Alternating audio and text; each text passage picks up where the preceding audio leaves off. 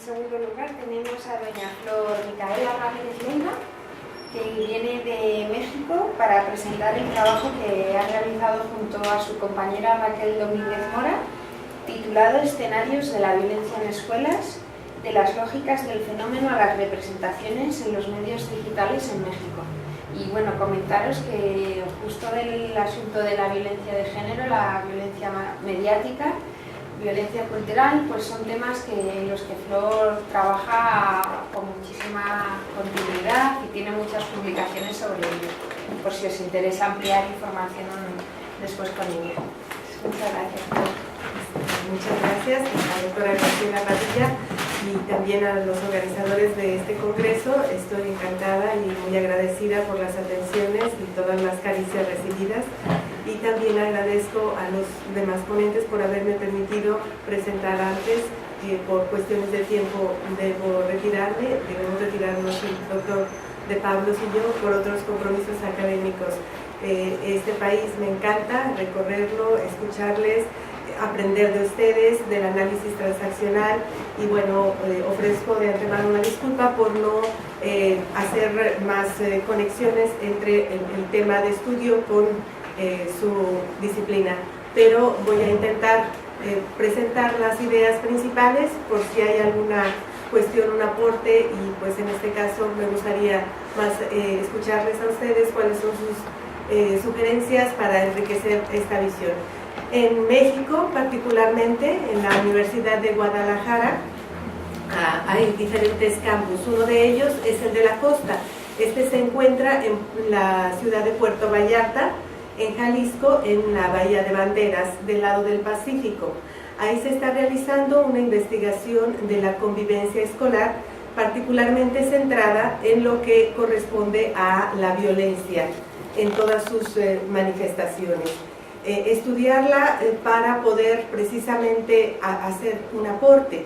En México, como ustedes lo saben, y bueno, por reflejo y la representación que hacen los medios, se ha agravado esta situación. Se ha agravado a tal grado que a México se le llama una nación bullying.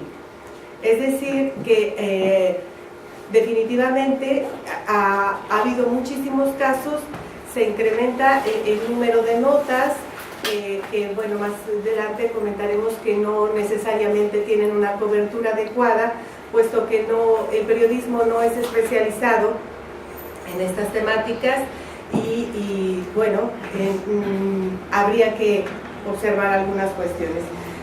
Les mando saludos de la doctora Raquel Domínguez. Ella es la jefa del Departamento de Psicología, pero no pudo estar aquí por otros compromisos. Lo que vamos a presentar es una discusión breve sobre las nociones y los circuitos de la violencia en las escuelas desde las perspectivas sociológicas de Durbet, Elías y Bourdieu, la información sobre la violencia en algunos medios de comunicación digitales en México, particularmente en 4, 2 de ellos son también televisoras, las principales nacionales, Señal Abierta, TV Azteca y Televisa, y 2 diarios, La Jornada y Milenio. Contribuir al análisis sociosemiótico y epistemológico de este fenómeno multidimensional que alcanza las instituciones educativas. Por lo tanto, bueno, partimos de estas hipótesis sobre las lógicas y los circuitos del fenómeno, que es muy complejo. Anteriormente estuvimos analizando las cuestiones de exclusión e inclusión social, puesto que pues precisamente todas estas lógicas de legitimación, estos pues también frentes culturales en los que se pone un individuo en una situación y el otro, como acabamos de escuchar al profesor, a veces estamos siempre demarcando territorios y eso tiene sus consecuencias en términos sociales y culturales. Y hablar un poquito de los criterios metodológicos entre los que estuvimos utilizando el análisis de contenido y los resultados, que son algunas cifras, las más representativas de este análisis, y los comentarios con algunas propuestas y algunas cuestiones que nos hicieron falta y que posteriormente otras investigaciones podrían abundar en ello. La violencia, como ustedes saben, la Organización Mundial de la Salud hace una definición pero muy breve de la violencia. la define como el uso deliberado de la fuerza física o el poder que causa o tiene muchas probabilidades de causar lesiones contra uno mismo, contra otra persona o contra un grupo o comunidad. De hecho, también se encuentra la violencia contra las instituciones, las instalaciones o contra el propio sistema. Bien, la violencia es también una forma, la violencia de los medios es una forma de violencia cultural, es decir, de aquellos aspectos simbólicos de la cultura, como el lenguaje y la comunicación que inciden en la justificación de la violencia. Siempre en nuestras narrativas procuramos pues justificar y defendernos, o a veces sin ser totalmente conscientes, agredir al otro. Los medios realizan una sobrerepresentación de la violencia. Como ustedes lo saben, los fenómenos se miden o también es posible estudiarlos a través de su representación. En este caso, la violencia se estudia por su representación, se dimensiona a través de su representación, en este caso de los medios. La violencia se envuelve en una estrategia de visibilización al punto que se espectaculariza para poder desligar la violencia real de la violencia simbólica o de la violencia representada. También nos encontramos en ciertas dificultades, puesto que lo visto, como decía, lo han visto, lo han escuchado, lo has hecho, a veces se confunde con lo que es lo real. Bueno, también la definición de la realidad es un tanto compleja, pero del fenómeno que se está estudiando. La violencia desde la perspectiva ecológica de Bronfenbrenner, de la psicología social, habla de la violencia interpersonal entendida considerando el fenómeno psicológico dentro de un marco social. No se puede reducir a un fenómeno totalmente objetivo y que pueda mesurarse, ya que la violencia, como lo hemos dicho, está definida por aquello que se entiende dentro de una cultura como violencia, puesto que en México tal vez quizás seamos más o menos violentos que en otras culturas latinoamericanas o europeas o asiáticas, ¿sí? Entonces cada uno tendrá su propia acepción, aunque claro, en términos generales, humanísticos, internacionales, sabemos que es pues excedernos en los límites y en el respeto y en el daño que se pueda ocasionar a la integridad física, social y demás del otro. Bien, hay una ritualización entonces. Gerard Imbert en algunos de sus estudios habla precisamente de este uso del lenguaje de los medios en la representación de la violencia. También habla de que en las sociedades se ha naturalizado a tal grado que muchas conductas sociales tienen incorporado un ritual de violencia propiamente. Entonces, me interesó porque pone el énfasis en estos mecanismos. Bueno, habla del paso de la sociedad de una violencia ritual integrada en estas prácticas a una violencia visualizada, que tiene unos efectos desde luego pragmáticos y que de ello dan cuenta y hacen uso pues los políticos y algunos grupos de interés, puesto que como sabemos los medios son instancias o son recursos utilizados por las élites para reproducir un sistema social.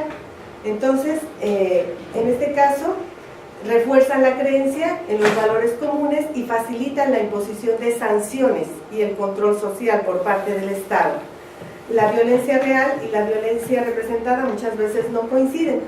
En los primeros estudios de la violencia en los 60s y 70s se enfocaba en el análisis de las instituciones educativas a través de, obviamente, la imposición y esa disciplina total que había, las relaciones de dominación simbólica y de reproducción de desigualdades en un sistema de clases.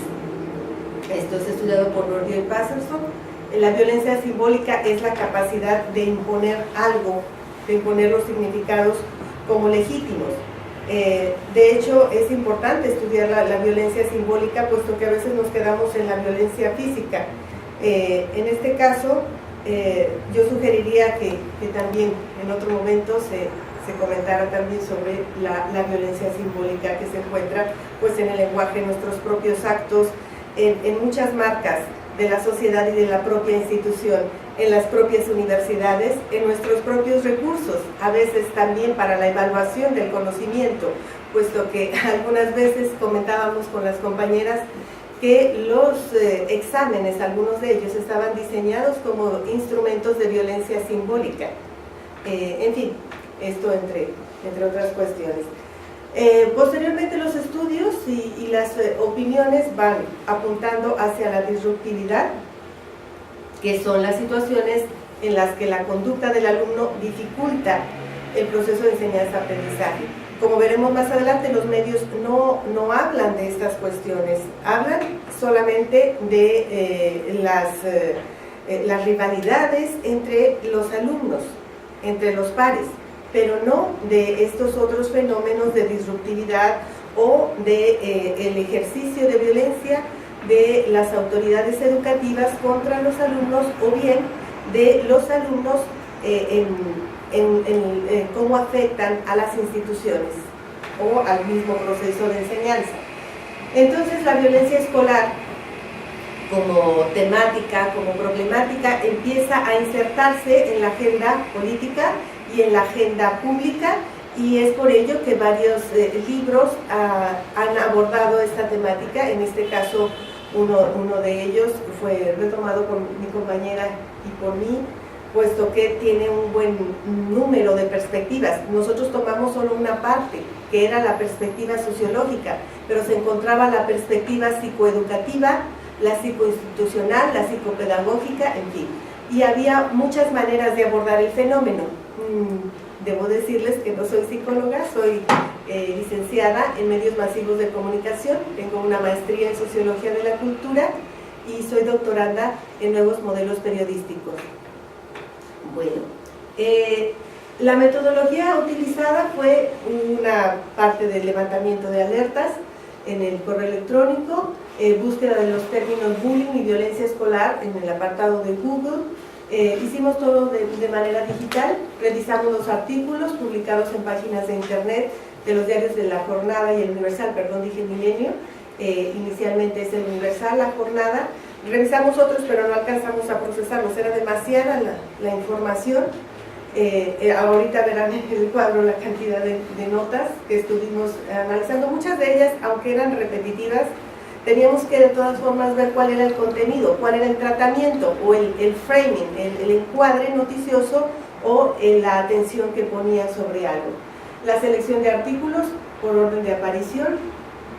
Se caracterizaron las noticias, entre otras cosas, por el tipo de medio, porque ustedes saben que se modifica la sección de la violencia incluso por quién lo dice, el tipo el género, la extensión, las mismas edades de las personas involucradas, el enfoque principal y la palabra, elaboración del cuadro, síntesis, análisis de datos y organización de categorías.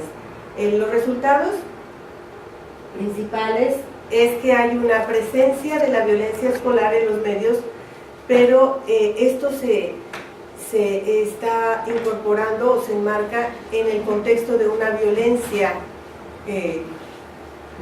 reciente en el país. Es un contexto, bueno, ustedes saben que siempre ha habido en todos los países, pues desde toda la historia, un manejo de violencia. A veces está un poquito más velada, a veces es más expuesta, pero en México se ha agravado, como ustedes lo saben, por muchas cuestiones políticas, económicas, el narcotráfico y demás.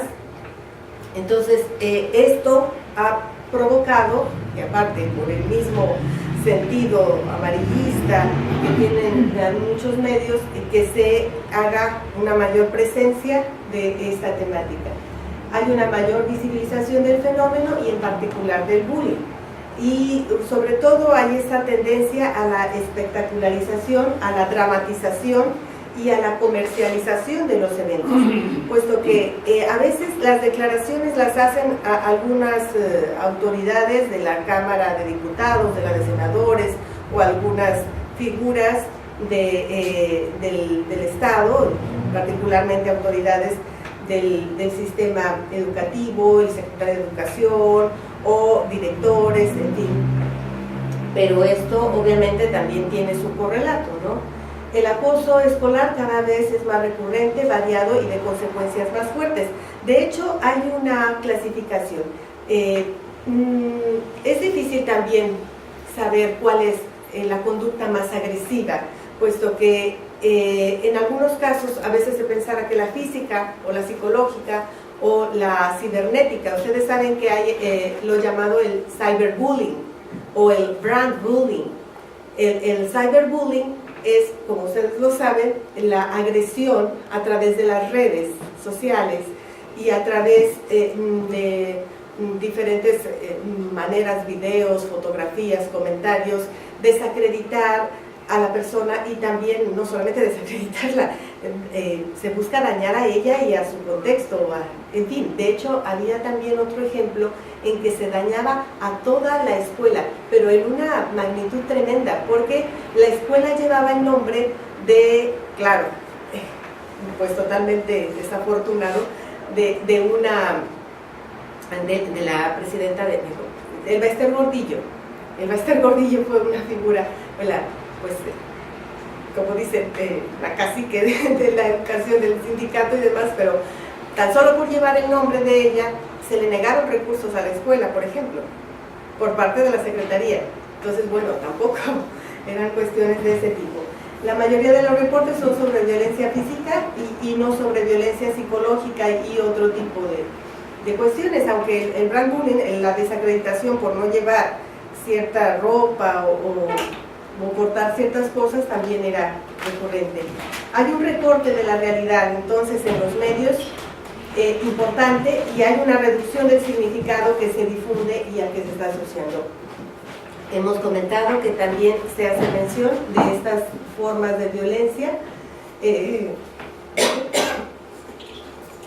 Se usan grabaciones. Ahora con todos los dispositivos tecnológicos, el WhatsApp, los Twitters, los hashtags, en fin, hay una serie de mecanismos que pues diversifica y hace aún más perversa quizá la conducta del ser humano, porque afecta de muchas maneras. De hecho, bueno, ustedes lo saben que incluso para la cuestión de la investigación, pues se está usando también las investigaciones de la infidelidad y demás, todos los recursos tecnológicos y de redes. Bien. Se facilita entonces la recolección de información gráfica y entre más espectacular sea la imagen o el sonido. El término bullying también está asociándose a otros escenarios, a otros fenómenos no directamente vinculados con el contexto institucional escolar, sino, por ejemplo, con campañas de no hate. Los resultados. También hablaban de las causas, pero no de una manera en que se esté proponiendo algo. Por ejemplo, obviamente sabemos que la desintegración familiar, que la pobreza estructural, que las condiciones del sistema educativo no son las más adecuadas. Y aún así, pues tampoco se hacían notas que pudieran abundar sobre ellos. Se mencionaba, bueno, es que el problema es por las familias y por esto, pero no se asumían posturas políticas al respecto o posturas en donde se propusiera algo, y no en todos los casos se hablaba de ello, simplemente de que había agresiones y había esto y lo otro. Hay una cuestión de impunidad que también promueve la propia violencia. La enunciación es de manera generalizada y baja, por lo tanto, pues no se pueden hacer unas ideas claras, no se puede hacer una valoración del fenómeno, y menos por la población que toma los medios, ¿no? Hay un uso impreciso de cifras, o la misma cifra se utiliza en cantidad de veces. Las declaraciones también pues son muy someras, no hay detalles suficientes, no hay referencias adecuadas, las fuentes también son imprecisas. Hay poca atención al análisis y seguimiento de las situaciones, a no ser que, por ejemplo, en una ocasión no intervinieron y un menor falleció. pero solo había seguimiento a que, en el sentido de criminalización, de que bueno, ya hizo tal cosa, la policía ya hizo tal, pero no había un seguimiento sobre qué había pasado con la madre o con la comunidad, qué tipo de medidas habían hecho para restablecer el orden, la armonía, las relaciones cordiales, sino solo para la idea de señalamiento. Bueno, la invisibilización de otras problemáticas es sobre todo lo que más preocupa, puesto que finalmente este problema está asociado con otras cuestiones importantes, económicas, educativas, psicológicas.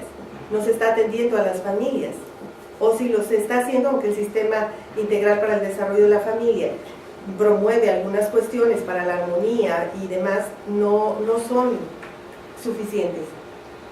En este cuadro pueden observar, aunque está un poco chiquito el número, la cantidad de notas que aparecen solo en este año, de enero hasta mayo del 2014. Por ejemplo, el Universal publicó 113 notas, mientras que TV Azteca publicó 34 notas en este periodo. Y en la extensión fueron 4.104 líneas y fueron más de 11 horas, 49 minutos. Por ejemplo, en Noticieros Televisa fueron casi 200 horas de hablar sobre esta problemática. Las instituciones, tanto de gobierno como las organizaciones no gubernamentales, autoridades escolares, asociaciones civiles, fueron identificadas y categorizadas.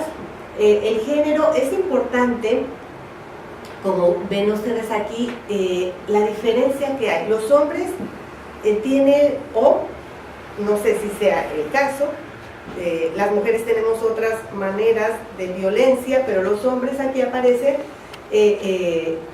pues casi duplicando. Por ejemplo, en el Universal 21 notas referidas a actos de violencia de los varones y solo 10 de las mujeres. Y así, estos comparativos nos hacen referencia a que, bueno, aunque nosotras tal vez lo hagamos más velado, o incluso había unos videos que manifestaban la violencia de las mujeres, pero cuando venía el profesor ya se ponían tranquilas y ellas unas a otras estaban grabando o se decían cosas, y los hombres pues perdían el control y sus riñas eran mucho más visibles. Entonces, bueno, aquí entre cuestiones de sutileza, de género y demás se podría hablar otras. También las edades, el primer número corresponde a la primaria de 6 a 12 años, y bueno, aquí también en algunos casos son mayores los acontecimientos que hablan sobre esto, sobre la agresión entre chicos, y entre adolescentes fueron mayores en el Universal y en TV Azteca, o en algunos casos fueron más espectaculares. Por ejemplo, que haya muerto un niño de 10 años por haberlo estrellado contra una pared, o por un juego, o por cosas así que de pronto se salen de control. Y bueno, por eso también había a veces más notas en unos casos que en otros. El tipo de agresión, los golpes o la cuestión cibernética u otras formas de agresión, las escuelas, los adultos también que estaban involucrados ahí, de quién eran las voces que estaban en ese concierto, y los periodistas. También la cobertura es distinta si obviamente una mujer da cuenta de los hechos que si lo hace un hombre. Para irme un poquito más rápido, las personas e instancias pues son diversas, pero muchas de ellas están relacionadas con la idea, como les he comentado, de criminalización de las conductas, o también hay otras instancias responsables de estos procesos. Se habla también de los defensores de derechos humanos, por ejemplo, la presidenta también de la Unión Nacional de Padres de Familia, director de Recursos Humanos de la Secretaría de Educación, muchas figuras políticas y opiniones de especialistas, psicólogos, periodistas u otros investigadores. Sin embargo, no se le da el suficiente espacio. El manejo de imágenes también es interesante. Hay más videos, por ejemplo, en Televisa, 37 videos, 20 fotos. Bueno, en cada uno de ellos también hay un análisis importante de a quién se le da protagonismo. En Televisión Azteca aparecen en menor medida pleitos, pero presentan también muchos artistas o deportistas, Ovais, que fue en su juventud afectado por el bullying, en fin. Entre los comentarios finales con que nos gustaría cerrar o abrir también la discusión es que la representación mediática sigue siendo muy relativa en tiempos, en espacios, según el medio de comunicación, está siendo abordada de distintas maneras y está justamente contextualizada en esta situación de violencia reciente en el país. Hay una enunciación generalizada y por lo tanto se requiere una mayor y mejor cobertura y un tratamiento adecuado de esta temática tan delicada. Algunos medios pues tienen mayor espacio, dedican mayor número de notas al fenómeno que otros. El promedio es de 45 notas en estos meses. La representación cambia de sentido, obviamente dependiendo de los sujetos involucrados y de quien los está enunciando, según el discurso, la posición ideológica que están representando. Las asignaturas que nos quedan por ahí son el análisis de los efectos inmediatos o los efectos miméticos a largo plazo también, efectos pragmáticos, imaginarios y simbólicos, y cómo se está usando particularmente la información en las esferas políticas. También, bueno, dentro de las propuestas tanto de la ciudadanía como del Estado hay esta cuestión del uso de líneas telefónicas, pero más con la idea de denuncia que con la idea de, por ejemplo, atención psicológica u otro tipo de apoyo. Se promueve más la cultura de la denuncia, pero no tanto la de la convivencia y la de la paz, la de la armonía. Y los textos y los gráficos tienden a ser muy limitados, muy reduccionistas. Se necesita educar para la no violencia, especialmente en estos países. En mi país hay una necesidad también prioritaria de atender de manera estratégica, integral, holística, estas cuestiones desde la familia, las instituciones y también a los jóvenes y los menores y a los profesores involucrados. La investigación también tendría que llevar una conexión con la intervención, con la acción, es decir, investigación, intervención, acción, por contextos, puesto que no es lo mismo lo que sucede en el sur del país, como ustedes lo saben, nuestro país tiene 120 millones más de eso, de habitantes, y bueno, en cada sitio es distinto la violencia rural que la violencia en contextos urbanos, en fin. Y también con los aportes de otras disciplinas, por ejemplo la psicoeducativa y demás. Les agradezco mucho su paciencia, su atención. Estamos ahí, mi compañera y yo, para cualquier otra consulta y demás. Ella seguro también estará encantada de ponerse en contacto con ustedes, y agradezco al profesor Balbuena y a todos los demás, a Graciela, también al profesor de Pablos, que pueda yo estar aquí. Gracias. Muchas gracias.